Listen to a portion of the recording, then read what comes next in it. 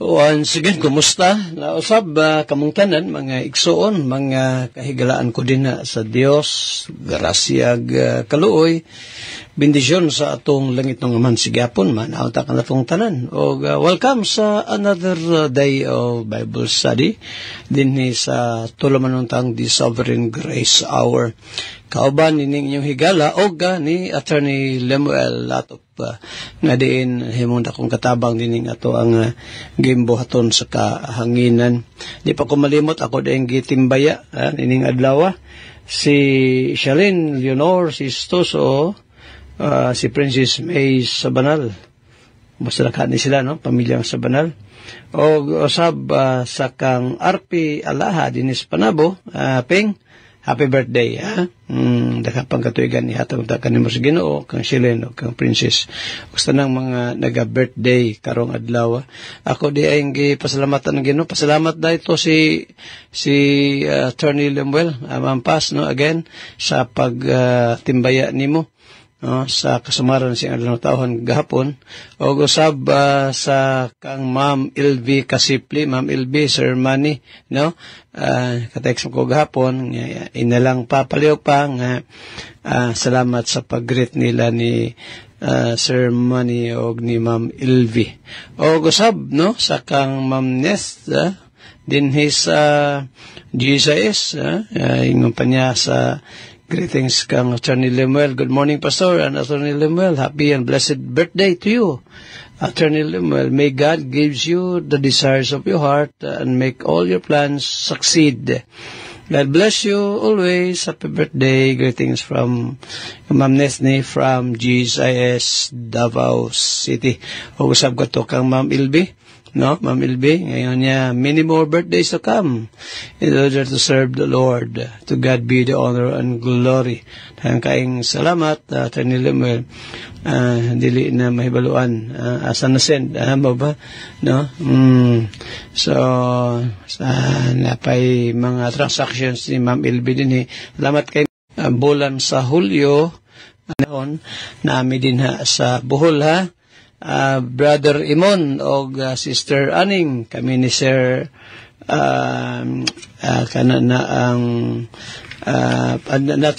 Pastor ang Pastor Roy Kasipli, Pastor, no? Mag-abot na ta dito sa Bohol, no, kay among flight ni Malo direct me from Davao to Bohol. So kalusan na, Pastor, Pizza 21 sa Agosto, marag among flight, ako batong talon, marag 9 o'clock in the morning may biyahe from Davao, no? So mabot mi din sa Bohol mga 10, no, in the morning sa August 21. Iapin sa pagampo maigsoon, no, ang ato ang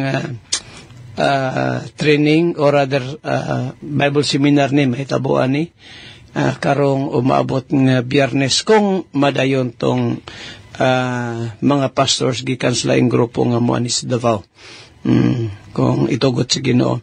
Then ang atong training sa Buso, akong na yung ginapahibalo, no, atong mga workers mahimo din sa Davao de Oro, Davao del Norte, Davao del Oriental, no, makatambong mo nining atong pagbansay-bansay, no, pagtuon sa pulong sa Ginoo. It's a privilege, God, no. So, Pizza 15, no, Brad Daniel, o kaniyong tanan din na, Ma'am Sising, Sister Miriam, kang Sir Bubong, Pizza 15, sa bulan sa Agosto, laon na tasapon, hantod na pagkaugma. After lunch, mangulit na po mi. Again, balik ko na ko, ha, sa 22, ang atong seminar din sa Biraca Beach Resort, alas 8 sa buntag, dinis Talibon. Sa mga listeners nato, dinis Bohol,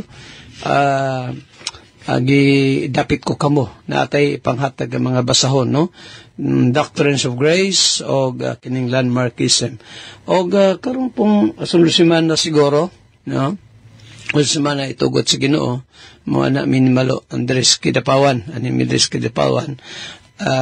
pag pangitag lugar nga diin pwede ta makahimo og Bible seminar na sa atong mga listeners din sa North Cotabato area.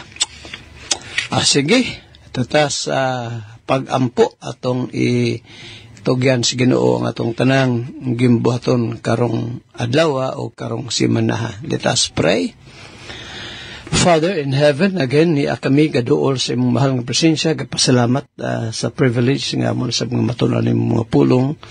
Salamat kayo, Lord, nga nahimong balampuson dahil panibahon gahapon, na ipipila ka mga bisita na mo.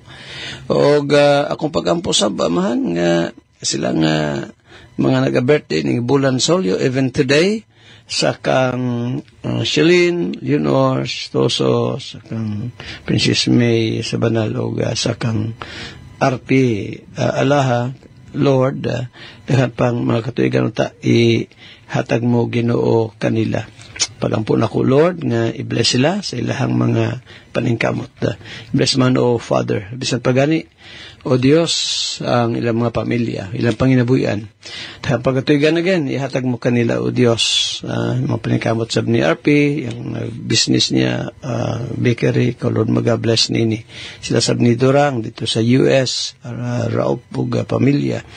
Isa pa sila ni Beth o ni Chingwag, mga kabataan, and even nila ni Christy o ni Jeremy, and Gigi, o sila ni Angel o sab, o kanila nga tanan dito, Ginoo. Gidala ko sa pag-ampo, amahan, ang mga kaisuran sa church, silang mga trabaho, negosyo, panginabuyan, bisa pa sa mga nagbalatian, O Diyos, pwede kong gapray sa kang James, kompleto niyang kayuhan, as baniyay nga naros Turkey, kasi pagani sa Lord, anak nila ni Brother Lingling Pindon, sa kang Rachel, tabangan mo Ginoo, o di lamang di sa physical, basta sa spiritual.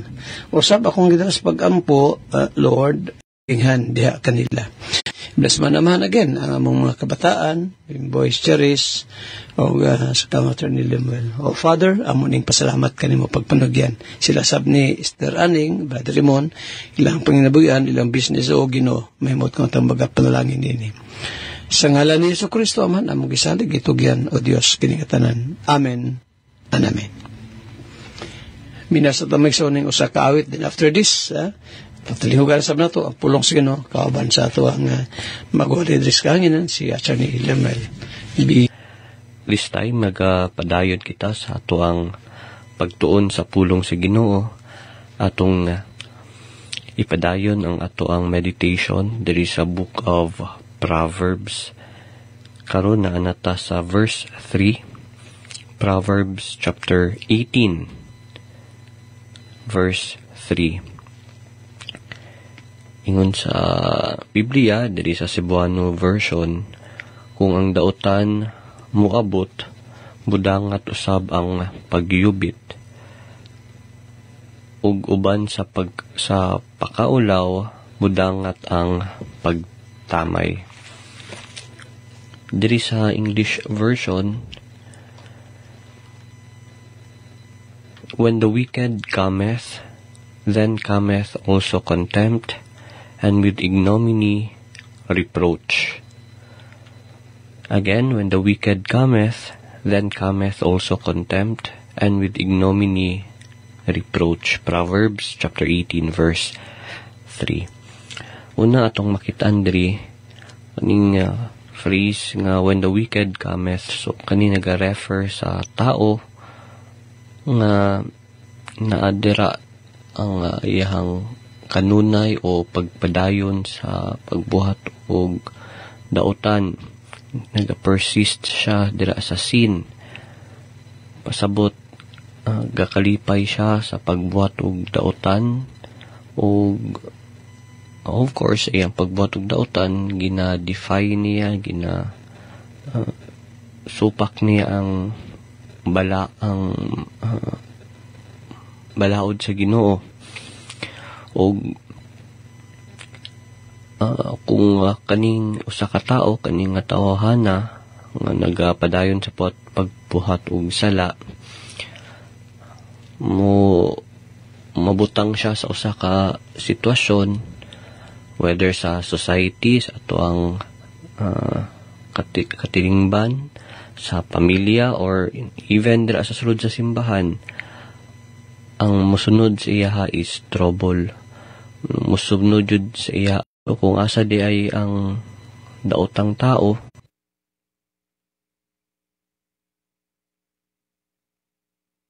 cometh also contempt.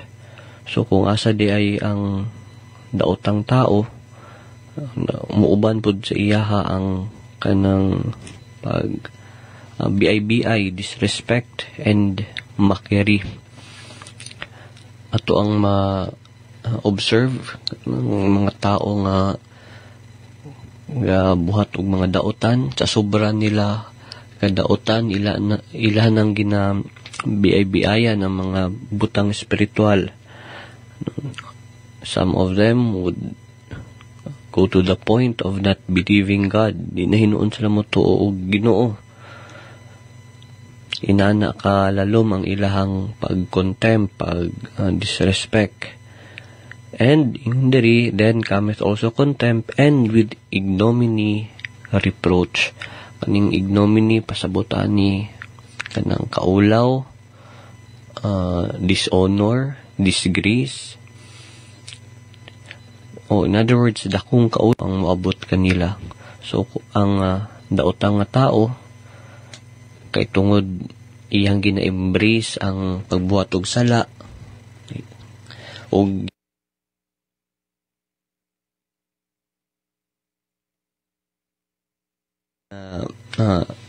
biay-biayan niya ang mga pagbuhat og maayo, they mock righteousness, moabot sa point in time silang life, dili man uban, dili right after silang pagbuhat og daotan, it would take years, pero they eventually bring shame and reproach upon themselves. Maabot yun sa panahon nga sa ulahi ilang kaugalingon ang magdalag pakaulaw sa ilahang kaugalingon silang sarili. So ato makitaan diri ang sala dili gayud magdala og dungog, kundi na ang kasakit ug ang pagbasol mo na ingon diri, and with ignominy reproach. So sa ato ang kuha diri nga kamatuoran, una, dili jud ta magbuhat og dili ta mag-entertain og wickedness. Di na to di magpalayo ta sa mga tao nga nagabuhat og daotan og kay tungod magdala ni sila og kaulaw. Likayan nato ang mga daotang grupo, mga daotang panon, mga daotang binuhatan, og of course daotang paghuna-huna.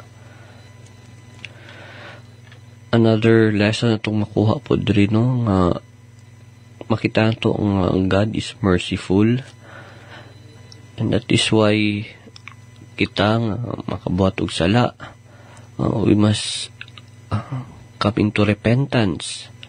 Ngayon taog pasaylo bago pang moabot kining reproach or shame sa atuang kinabuhi. Instead nga ma-publicize atong mga binuhatang di maayo, we must come early to God for repentance para di na moabot sa panahon nga mapadayag ato ang binuhat nga dili maayo. So mao kato ato ang meditation for this time. Ito makitaan diri sa Proverbs chapter 18 verse 3. So sa sunod na panahon ato na pong hisgutan atong ipadayon kining verse 4. Sige, this time mga igsuon adto kita sa ato ang pagtuon sa doktrina sa grasya, the doctrines of grace. Ato ang gi-studyhan ang doktrina sa pagkatao pag-usab, or doctrine of regeneration. So we have learned perhaps so many things. First, we defined what regeneration is. So atong define ang regeneration nga mao kini nagapasabot this deliverance from the power of sin or freedom kanang kagawasan gikan sa pagbuhat og sala. And then we also define regeneration.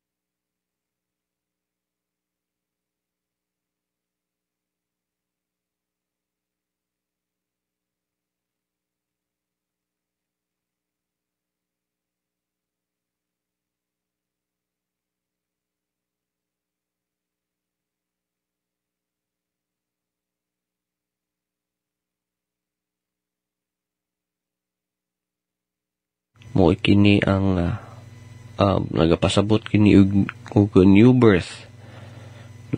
It is from the Greek word palangginisya.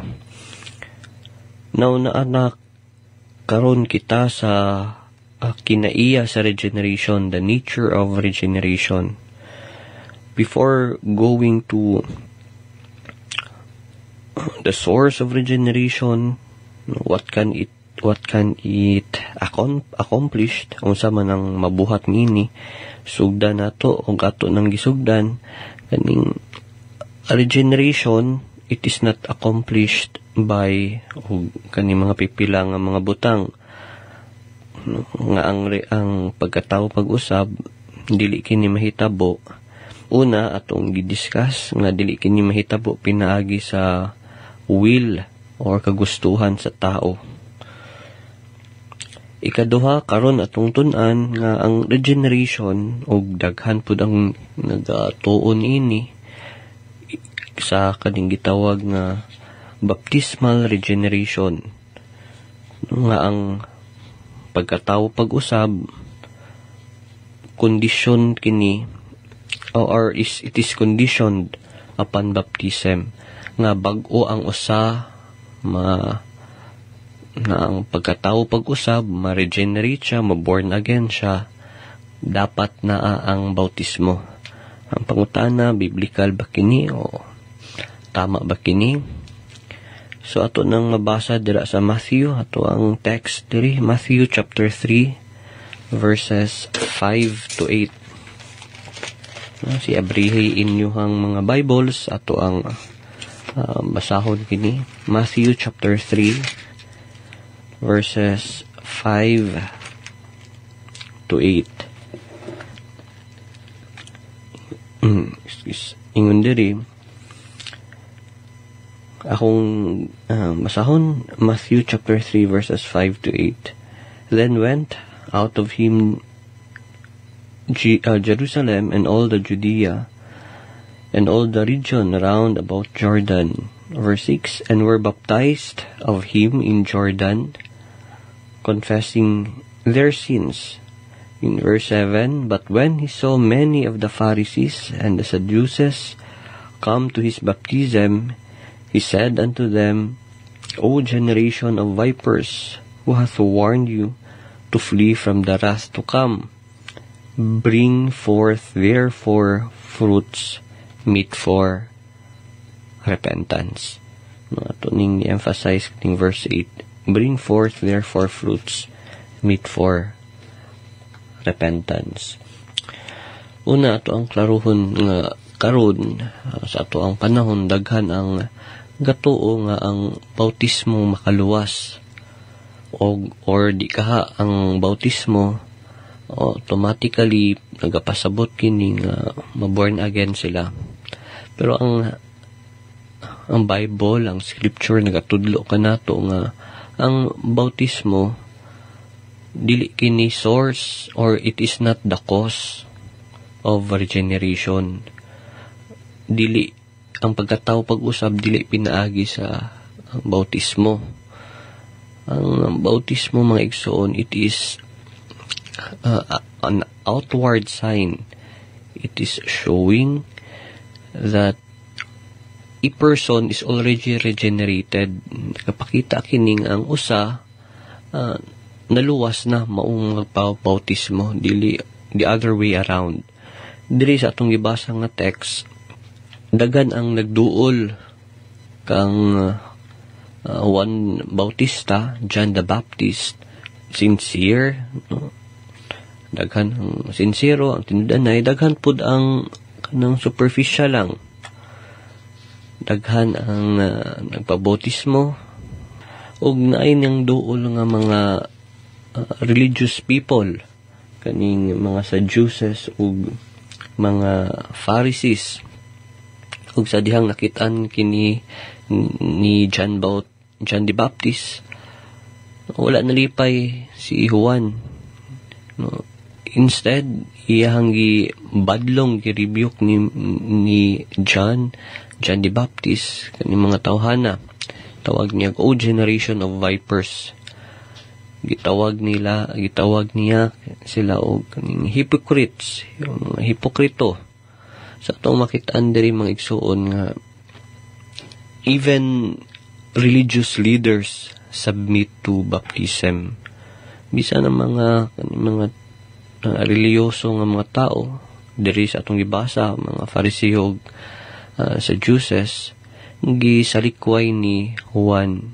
Why? Because dili tinud-anay ang ilahang kabaguhan, silang kasing-kasing. Monang sa verse 8, diri ato ang meets ato ang text, ingon diri, bring forth therefore fruits meet for repentance. Pasabot diri nga ang bautismo is a manifestation, is only showing nga ang usa luwas.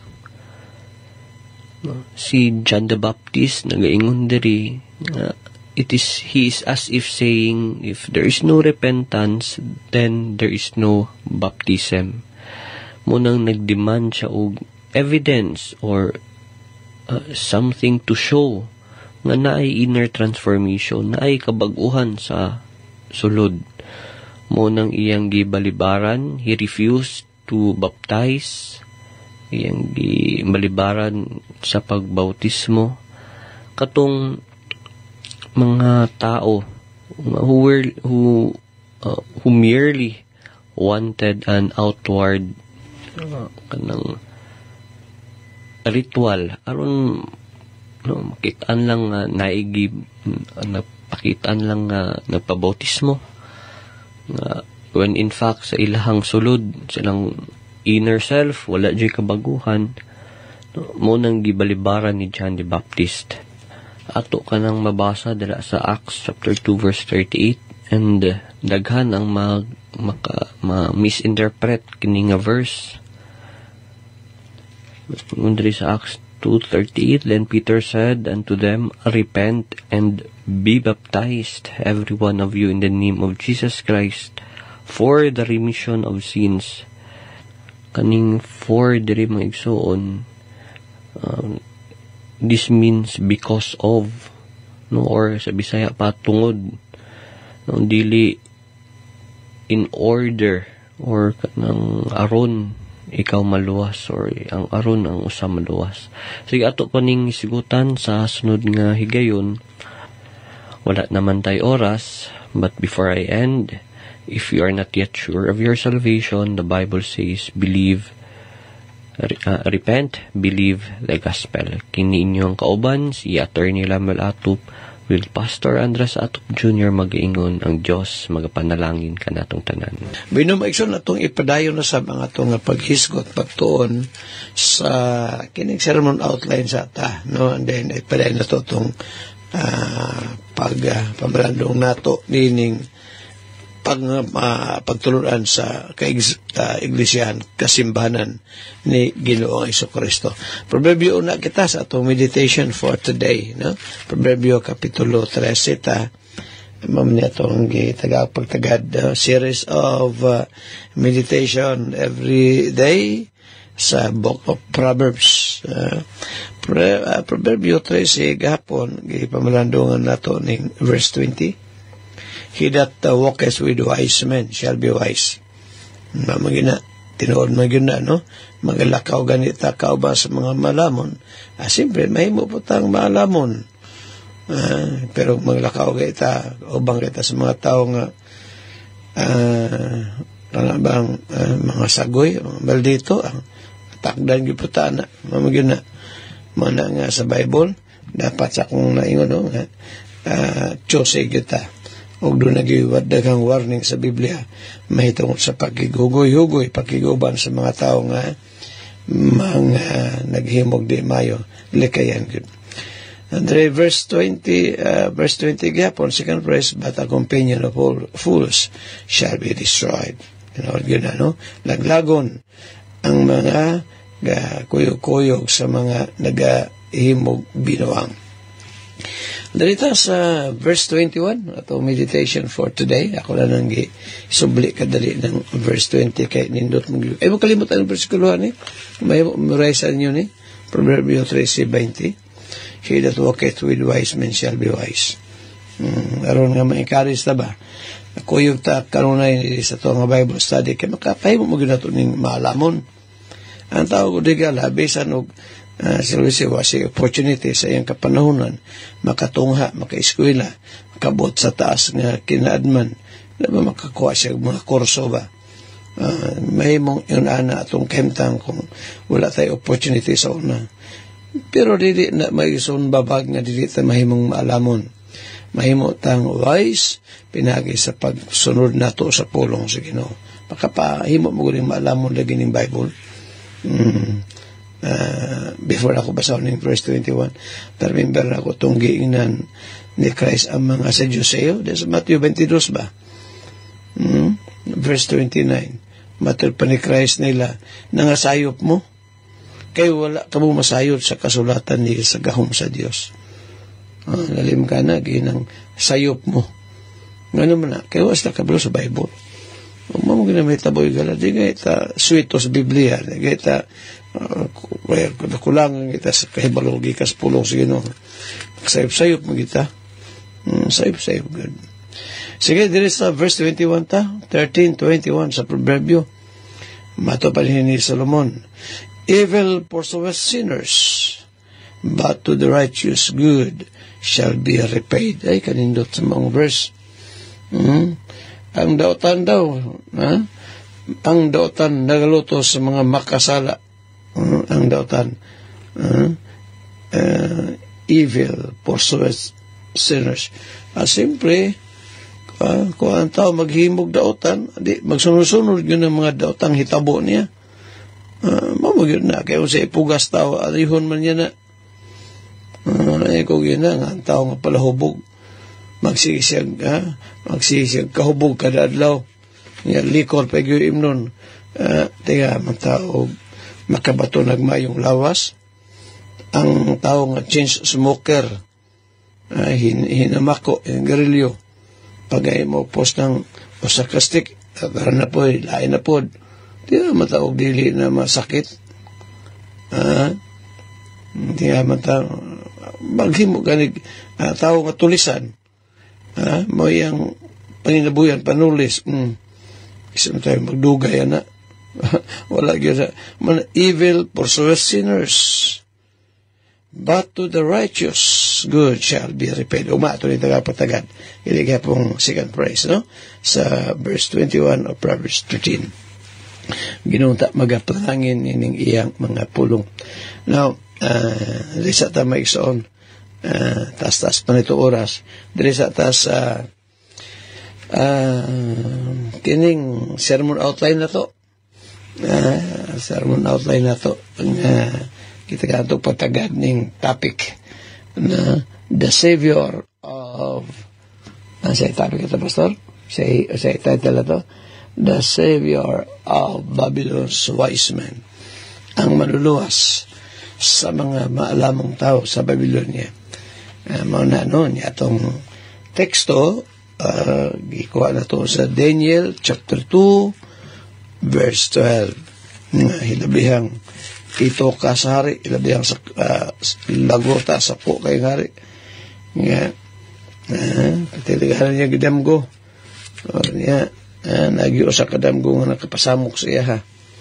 Mauto nga nagsugo siya nga ipapatay. Kaya may makahubad. Ipapatay at lagi mga malamon dito sa Babylonia. Ipapatay. Apil ang mga 4 Hebrew children na sila si Daniel o mga kabanan. Karon sa atong first point, may isang mo ito'y problema. First point na to, the problem. Nobody can interpret King Nebuchadnezzar's dream. So, resulta, kamatayon sa tanang mga wise men sa Babylonia. Una-una sa sari ba? Pakaon mong mayo, giatiman mo, wagay mo pata. Anong basahon sa chapter 1?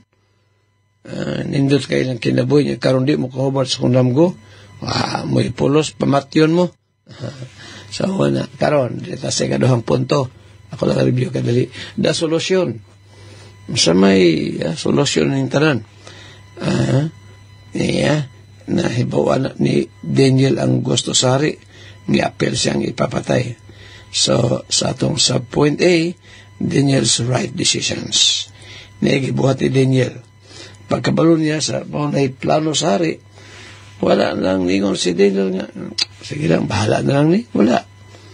Wala agot as problema maiksoon. Sugata bitaw tag problema. Dili nga, bahala na lang, ayaw na pamahala. Maayo na mahala. Tagaan ko tag wisdom sa Ginoo. Himo og usay ang himuon. Ang himo ni Daniel, mga ikson unay, ang giduol to ito ganing bata-bata sari, si Aryok, sa verse 14. Idool niya ang maong captain sa hari, no? That's in book of Daniel, chapter 2, chapter 2, verses 14 and 15. O niya, ikaduha, iyang nangayo siya tabang sa iyang mga kaubanan ng mga Hebrew children. Muna gibuhat ni Daniel, tingnan sa verse 15, then Daniel went to his house and made the thing known to Hananiah and Mishael and Azariah, his companions. Wala niya gisulo ang problema. Ipahibalo niya ngadto sa iyang mga kaubanan. Unang kita, nabitay na remember ako itong gihon ni Solomon sa Ecclesiastes. Mas mayo ang duruha kaysa usa. Kay kung usa daw matumba, silang duha mga tumba, napay mo arsa niya. Kung siya ray usa matumba, nagnusara siya, lisod kayo. Kung katol ato ang likod, wa tay ikalot sa likod, idinalas bungbong sa poste. Pero nakay kauban, imo bang bana, asawa, anak, dali kayo kulotar niya kung likod, big pating katulang. Di ba? Ang point din na may soon, mas mayo ang duruha kaysa usa. Pero mas mayo yun ang tulo. Na sa Bible pa, sa Bible na. Ecclesiastes, biyatsan tao kadali Book of Ecclesiastes, o niya, kapitulo, sa versikulo na, bilaw, sa kadali, verse, chapter 4, verse 9, 2 are better than 1, because they have a good reward for their labor. For if they fall, the one will lift up his fellow. Amana kong giyon. Verse 11, again, if two lie together, then they have heat. Siyempre, ang duha daw, kung tugnaw panahon, duha sila, maginaksanay. Maginaksanay. Buwan may problema sa magtiayon. Ang problema, dili magtiayon. Maginaksanay. Manay lisod. Again, if two lie together, then they have heat. But how can one be warm alone? You know, good. Verse 12. And if one prevail against him, two shall withstand him. And a threefold cord is not quickly broken. Ang sa pisik bitaw mo ison, tulo ka baligtos ba na? No? Tulo pagka kuan, no? Ang cord ba, tulo ka klaseng pisik nga mo usahon lang, ligon kay na. Mapuna sa kaminyoon, maayo ganing taong dunay bana, dunay asawa. Og labos tanan na ang Ginoo nga ikatulo mo'y magbugko sa ilang kaminyoon. Kay naagyo bang kaligunan sa ilang pagpuyo. Basta masintro ang Ginoo. Nakabalikan sa nato ning Daniel chapter 2. So dali mag-iso na ito makita ang truth mga gibuhat ni Daniel maong nga isang tabang siya mga kumang-isulti niya ni. Nag-encourage na ako ang church, labi lagi sa mga ladies, nampung yun mo sa atong prayer meeting. Pero kahigala, kung namagin mga advantages kung mo attend bitata sa midweek service, prayer meeting and midweek service nato. Masa may mga advantages. Basta gani, makapaminat tagpurong sino, di yun na una, di yun na mabalikan na itong kawang.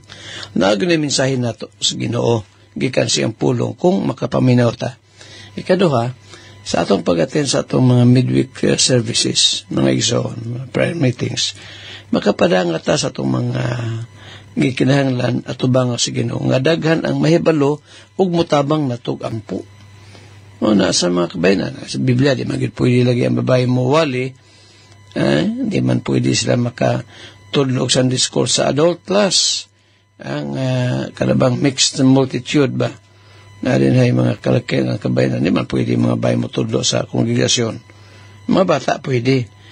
Pero diha sa prayer meeting, pwede mong makampo. Kaya lang, mahimo nyo na silently, sa hilom nga paagi. See, ministry maguna kong prayer meeting good, no? Ang ato tag prayer meeting, ministry magunang makatabang tag-ampo sa panginahanglan sa matausa. So, muna, kanindot, no? Muna gihimo karon ni Daniel, iyang ipahibalo iyang mga problema ngadto sa mga kaubanan niya. Wa niya gisulo-sulo. Basta ka mo dihang, tayo na mo'y problema, pastor, na ako'y problema, kanana ang sa may angin akong buhaton. Sige, kay ato ng tabangan sa pag-ampo, no? Kami ni Malo, niya, kung sa inyong problema, ako ginapahibalo po ni Malo. Kami ginanduha, no? Aron nga, kaya ang duha kahuna-una, mas mayo kaysa usara. Sige, isa pa din ta. Isa ito nga sermon outline. So, ang gibuhat ni Daniel, iyang gipahibalo ito sa iyang makabanan ang problema. Unya, unsa ilang gibuhat? Nangamuyo sila sa Ginoo. Tanawa ragod ang verse, tanawa ang versikulo 18. That they would decide, in verse 17, then Daniel went to his house and made the thing known to Hananiah, Mishael, and Azariah, his companions, that they would desire mercies of the God of heaven concerning this secret, that Daniel and his fellows should not perish with the rest of the wise men of Babylon. Sa ilang himo, dito sila nangamuyo, nangayog kaluoy sa Diyos. See? At makit andrin maigsoon. Sa atong mga problema, naagay Ginoo atong dapat adtuan. Hangyo tang ato sa Ginoo. Siya good ang kuan, no? Dino Ginoo na Ginoo ay igala. Ano kung walay pwede ba day nga walay Ginoo, walay Dios? Ganun na amantay cellphone kay dunay maker na itigbuhat og cellphone. Niyan naman ang kalibutan ni amata kay ni ay Dios nga nagbuhat nato. Nga diin mas nahibalo sa tanang mga butang og nahibalo sa atong mga panginahanglan. So, gibuhat nila, nga muyo sila sa Diyos. Gampo sila. Kaya di man isulti sari iyang damgo, niya ipahubad. Lalim ka na. May gisulti sari nga mahoni, ang nitabo, mahoni, sa akong damgo. Niya wala man. Pero, walay sikreto diya sa Ginoo maigsoon. Tubag sa Ginoo ilang pagampo. Na-remember po na ako in Proverbs 3, Chapter 3 sa Proverbs verse 5 and 6, di ba? So, ito yung gani din na. Proverbs chapter 3 verse 5 and 6. Trust in the Lord with all thine heart and lean not unto thine own understanding. Sa tanan mong dalan, ilha siya. I-consulta ka na. And He will direct the path. Naklaro na. Ug magsusugutan na ito ang nahimong resulta sa gibuhat nila ni Daniel. Na sa problema, doon sila sa Ginoo atong last and final point the outcome ang nahimong resulta nini. Sige, maiso na patay pipila ka mga minuto ninyo itong programa at tota balik sa pag-isgot. Mahitong ko nining mga doktrinang gibilin ni Ginoo sa Kristo ngadto sa iyang kaiglesiyahan. No? Nag-perpetuate man gyud ang churches atong Ginoo kay mo niyang giingon So, usa sa mga ilhanan sa Iglesia tong Ginoong Kristo mao ni siya ang nagbaton sa tukmang mga pagturunan. Ay diha raman gibilin ni Christ. Dili sa individual ha. Always remember that ang doctrines ni Christ wala niya nagibilin sa individual believers. Kundi gibilin niya kana diha sa iyang iglesia. Dili sa certain group of people. Sama sa mga apostoles dili oy. Dili ang mga apostoles mo gibinlan nga si diha ka murag dili. Ang church mo gibinlan sa kana na ang mga pagturuan sa Ginoo.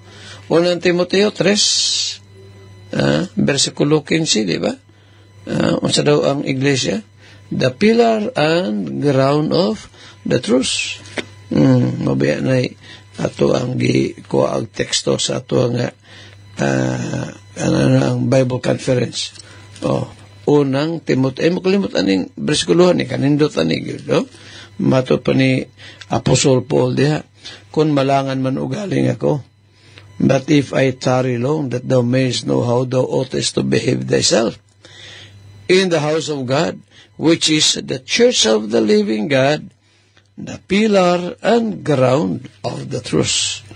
Haligi o panalipod sa kamatuoran. Kita ni mo diha ang truth, no? Asa gibilin diha sa iyang iglesia. Now, atong isgutan maigsoon nga ang usa sa mga gibiling pagturuan ni Christ diha sa iyang kaiglesiyahan mao ni, no? Nga kini nagtuo sa matuod nga Dios. Nagtuo sa matuod nga magbubuhat Dios. Sumala pa diya sa book of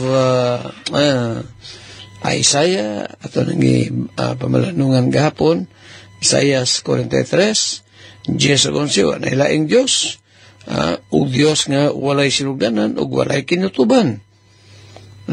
Salmo 139 ito rin basahong kadali kanindot kay ningingon din ni David 139 sa Psalm unya verse 7 down to verse 12. Salmo 139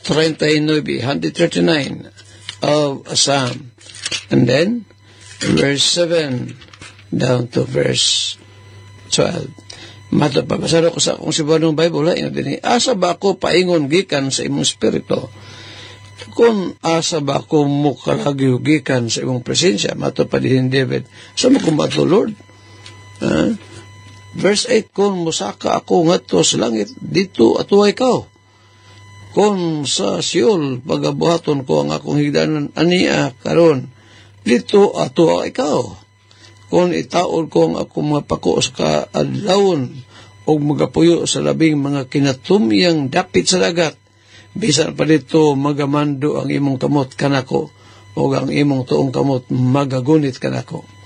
Kung mingon ako sa pagkamatuod, ang kangit-ngit mutiklop kanako, o ang kahayag na nagalibot kanako mahimong gabi. Bisan nga ni ang kangit-ngit, dili makatago gikan kanimo, kundili ang kagabion mohayag ingon sa kasanag sa adlaw, kanimo ang kangit-ngit o ang kahayag managsama lamang. Kita lahi man ta. Masangit-ngit na gani, pasagaan ng suga, kay ngit-ngit na. Pero sa Dios adlaw daw og kangit-ngit os barehara na. Grabe ang Ginoo, no? Pagsun na tayo oras ato ipanin ugma, na igala ko ikaw paksatig kaluwasan ay misay. Come to repentance, trust Christ as your Lord and Savior. Handog ma sa mga takna sa mga istasyon inyong higalas kahanginan. Andres Atop Jr. manamilit magaingon ang Dios. Magapanalangin kanatong tanan. Daghang salamat.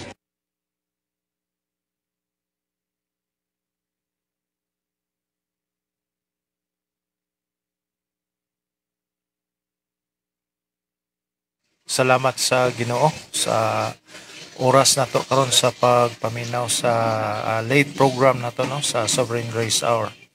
Hangtod sa sunod nga panahon mga kaigsunan na ato ang paminawan gyapon ang ato ang programa But before we end our live broadcast this evening, I want to shout out ang sa mga kaigsunan nga nagatan-aw o nagabisita ron sa tong live. Una dinhi kay Mampas, kay Derica Ma'am, insert mo ko si Mampas Marimono.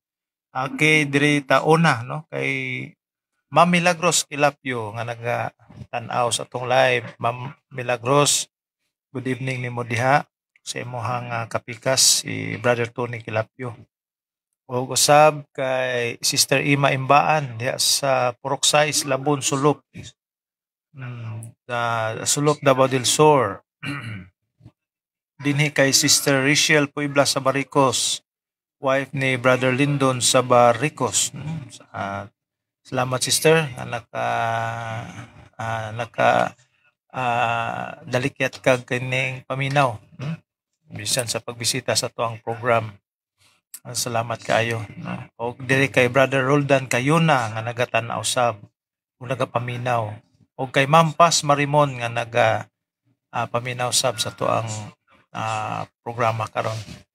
Okay, salamat kayo sa Ginoo mga kaigsunan. Do late naka-air sa tuang broadcast karon sa Sovereign Grace Hour kay ganihang buntag. Wa yun nako na himo ang pag-live tungod sa ka-short yun sa panahon. Unya medyo na busy pod sa gibuhaton matag buntag. Wala nako na kuan kay medyo mag-edit pa manggod ta before nato ma-play. Okay, so far mao sana mga kaigsunan nako ang mga update na tungod sa Ginoo unta o masayo-sayo na to ang live. Okay, basta Monday mga kaigsunan, dali-dali gyud. Ngit-ngit pa lang daan, prepare na. Okay? Sige, salamat sa Ginoo sa mga mensahe. Dumalan siya mga alagad. Okay, hangtod sa sunod nga panahon mga kaigsunan, dungog-dungog ta sa to ang programa. Dinigapon sa Sovereign Grace Hour. Salamat o shout out again sa kutob sa naminaw nining ato ang programa karon.